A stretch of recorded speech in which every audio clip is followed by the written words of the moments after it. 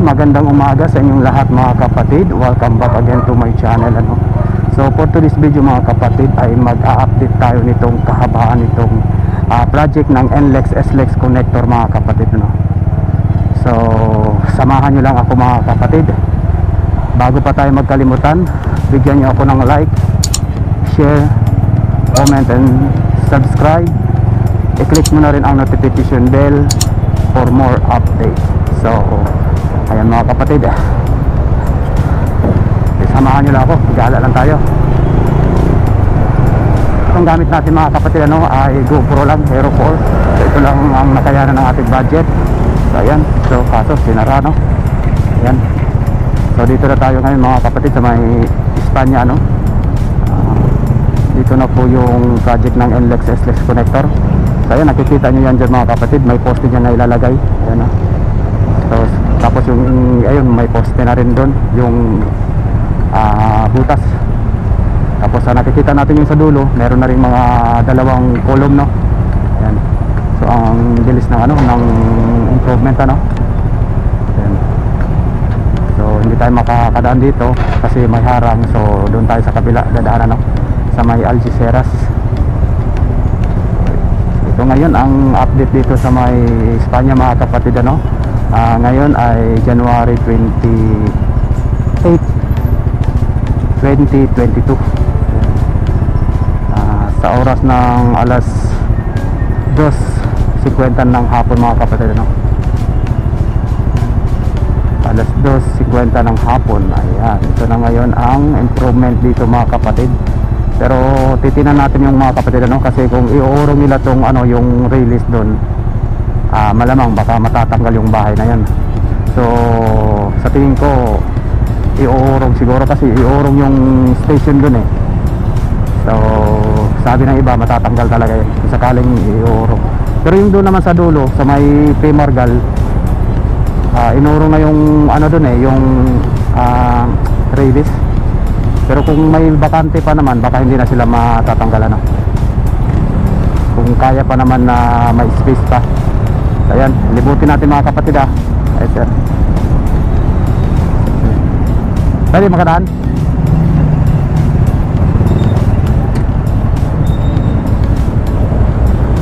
Di kasya. So ayan mga kapatid, ayan So dito may isang lalagyan ng poste dito mga kapatid yung bubutasan nila doon. Ayan. Hindi. Lang? Alin yung sasakyan? Hindi yan, dyan lang yan ata. Ayan. Hindi. Lang yan? Nagparking lang ata yan. Nagparking lang yan. Ayan, naka-video tayo ngayon. Ayan. Kaway-kaway kayo dyan sa ating vlog. Nagbablog lang tayo video ba? Video? Oo. Okay.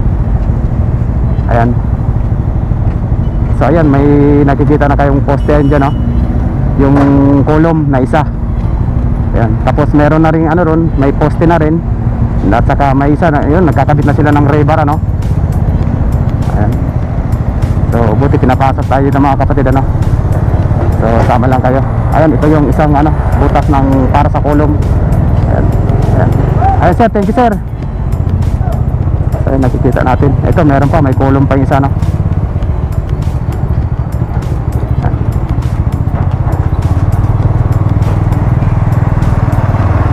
So ito na ngayon ang improvement ngayon dito mga kapatid sa may kahabaan ng Espanya. So ayan. So dito lalagyan na rin ng isang hollow pa Ayan. So yung thread na yan, yung lagayan ng tubig mga kapatid para pag nagbubuhos sila ng poste, ayan, dito yan. So sa ngayon, ayun, naglalagay sila ng scaffolding para sa post column mga kapatid. Magbubuhos na ata yun sila. So ilalagay nila yung rebar, gaya tulad nun, nilagyan na ng rebar paglagay ng rebar, then bubuhusan na nila yan. Lalagyan na nila ng paghulma. Ayan Ayan mga kapatid, nakikita natin Ayan. So ito po yung telescopic crane mga kapatid. So ayun, makikita natin may isang column na. Tapos ayun, naglalagay pa sila ng isang isang rebar doon naman sa may unahan ng P. Fernando. Ayan. So napakabilis ang improvement dito mga kapatid, kasi puro may mga ano na, no? May mga butas na, saka yung iba may mga kulong na kapatid, ano? Tulad nito, ito may kulong na. Dati nung previous vlog natin puro bahay pa lang ito na sinisira, ano? So ito, dito yung P. Fernando Street mga kapatid, ano? Tapos dito, ayan, naglalagay na sila ng ano, ng ayan, naglalagay sila ng rebar. Napakalaki ng ano nito, rebar nito. Yun, no? Laki.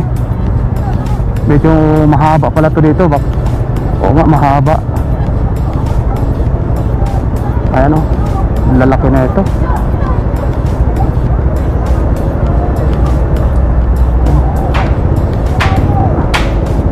Ganun pala paglagay ng rebar mga kapatid, ano?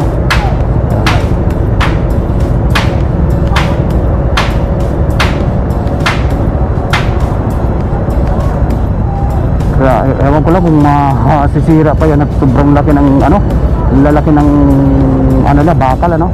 Siguro mga nasa, di ko alam kung 24 ba, 25. Anong sukat ng mga bakal lang ganyan, sir? Anong sukat ng bakal lang ganyan? 36? O, yung mga kapatid, 36 na, tapos ang dikit-dikit. Ang kapal, grabe. Tibay talaga to. So mahaba pala to dito, habaan pala to, hanggang doon. Saan ba ilalagay yung ano dyan? Yung exit point at saka entry point? Sa Espanya. Dito no? Dito no? Yung isa diretso. Yung isa diretso, tapos meron ding Espanya lang. exit lang at saka entrance, no? Tapos pagdating sa Santa Mesa, meron din. Meron din. Kumbaga parang tatlo lang kasi, ano? C3 at saka Espanya at saka Santa Mesa. Ayan. So napakabilis ng project, ano? Pandakan din, ano? Yung interchange. Bilis. Hindi na kami may hawak doon. Iba rin ang may hawak doon? Pasok, okay. Ayun, sige. Thank you, sir. Tayo mga kapatid, ano? So, tulad dito ngayon mga kapatid, ano? Ayan, naghuhukay na rin sila ng para sa kolom, ayan, no? Tayo mga kapatid, naghuhukay na rin sila para sa kolom, ano?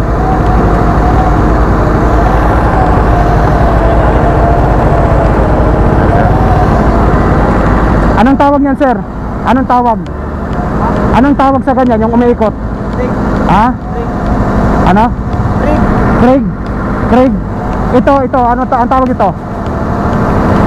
Ha?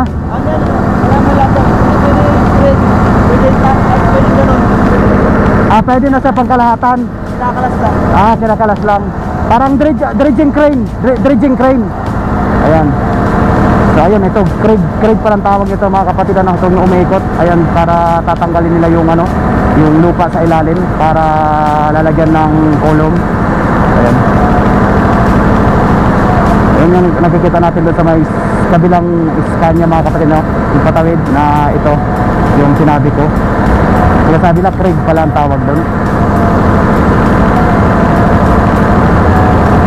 Ayun, ito na yung improvement dito mga kapatid, no? Tuloy-tuloy tayo, papunta tayo ng Hermosa. Ayan. Napakabilis ng improvement mga kapatid. So ayan, sa nakikita natin ngayon, halos naglalagay na sila ng poste, no? Kulong. Ayan dito, meron na rin, ayan, no? May scaffolding na rin para maglagay na rin sila ng rebar.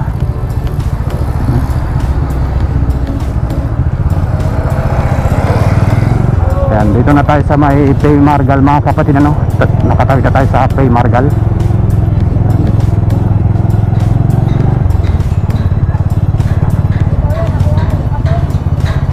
So dito meron na rin isa. Ayan. Meron na rin silang nahulma na, ayan, poster mga kapatid. Tapos yung dito may mga bahay pa na hindi pa nasira. Pero wala namang mga tao na to mga kapatid, ano. Maliban na siguro dito, ito meron pa kasi may aircon pa, oh.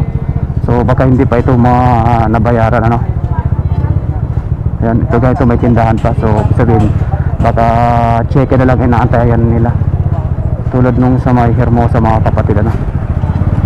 Pero dito wala na, sinira na yan. Unti-unti na rin nila, ayan, unti-unti na rin nilang sinira dito banda, no. So may isang poste na ilalagay dito mga kapatid. Ayan, oh, nakahol man na rin yung lagay ng poste. So ito, dapitan mga kapatid, ano? Tatawid tayo dito sa may dapitan na. So yun ang improvement doon sa may malapit sa Espanya mga kapatid, ano? Dating mga bahay na sinisira, ngayon may mga poste na, saka butas para lalagyan ng kolong mga kapatid. So ito yung stasyon dati ng ng Laon-Lan, ano? So ililipat yan doon sa may Mabini, malapit sa Mabini Street. Ayun, dahil matatamaan siya ng poste kaya ililipat.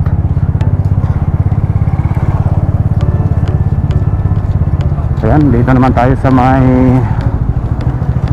Mabini Street mga kapatid. Ay, Laon-Lan, Mabini Street, Laon-Lan pala mga kapatid. Ito po yung Laon-Lan, dapitan Laon-Lan, din sunod yung Mabini, ano.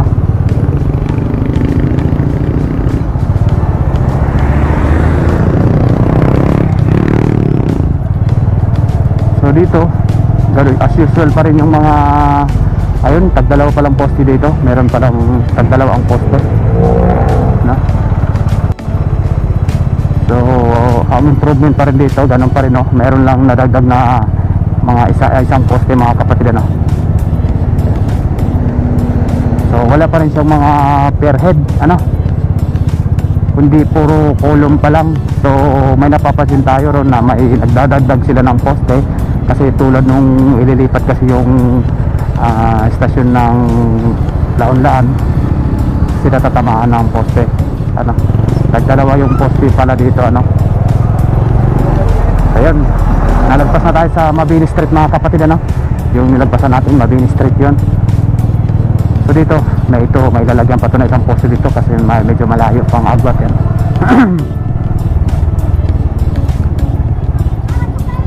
So dito banda puro per head na lang ang kulang, ano, kasi pag once na malalagyan na ng per head yan, mabilis na lang yan mga kapatid, ano, kasi yung ilalagay nilang girder, ano lang yun, precast cement lang yun, no? Kaya ina-assemble lang yun, then sinasalpak na lang. So dito tayo sa Simon Street mga kapatid, ano. Dito actually marami pang mga bahay dito na hindi pa na natanggalan, no? Ayan, tulad dito. So hindi pa siguro to na babayaran, kaya saka wala pa sila malilipatan, kaya hindi pa sila tinanggal.